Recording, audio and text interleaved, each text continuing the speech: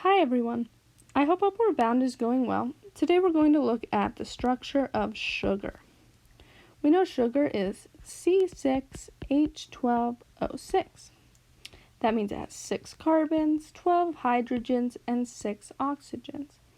Now if you've never drawn molecules before, it might be tricky to get started. You might think that the carbons go in a line like this.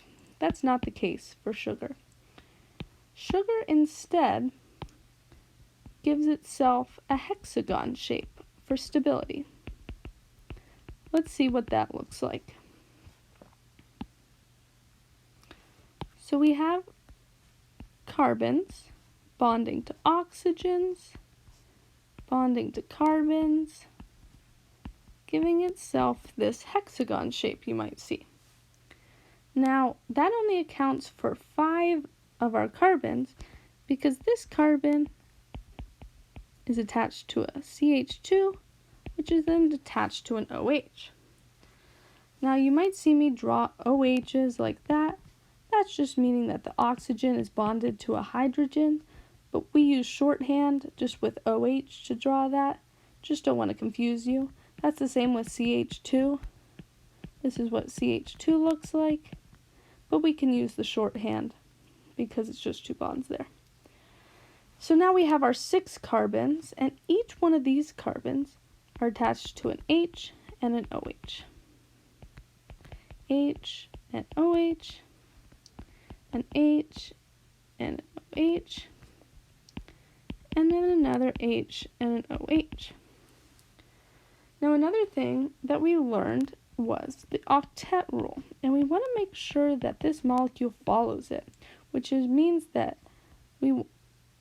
all elements want 8 valence electrons. Except for hydrogen. Hydrogen wants 2 valence electrons. So we'll look at what that means later. But carbon and oxygen will want 8, and hydrogen will want 2. So let's double check that. Let's look at this carbon atom here. Carbon has 4 valence electrons. So to get to 8, it would need to be bonded to 4 things that are sharing bonds. We have a bond here, we have a bond here, here, and here. If each one of them shares 1 electron, then we get a total of 8, and carbon is happy. I'm not going to do it for every single carbon atom because each one is the same. Each one has 4 bonds, and therefore each one follows the octet rule. Let's look at oxygen. Oxygen, let's look at this one, has 6 valence electrons.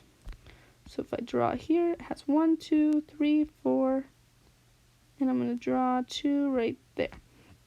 So it would need to be bonded to 2 different things to give it 8. Well, as we can see, it's bonded to this hydrogen here, and it's bonded to this carbon here, which gives us 8, so oxygen is happy.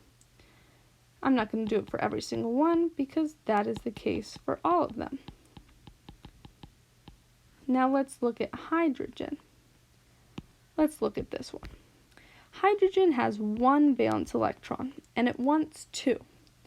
So that means it would only have to be bonded to one thing. We see right here, it is bonded to carbon. That gives it the 2 it wants, and it's happy.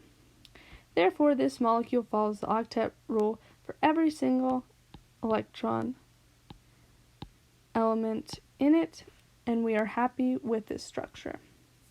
Another thing to note is that each of these bonds are covalently bonded, which means they share electrons. I hope that helped you understand what sugar looks like and how that C6H12O6 really comes to life. This is what sugar looks like on a molecular level, and it will help us later in this unit in discussing how sugar gets burned and how it can change after being exposed to that heat. I hope you all are staying safe and healthy.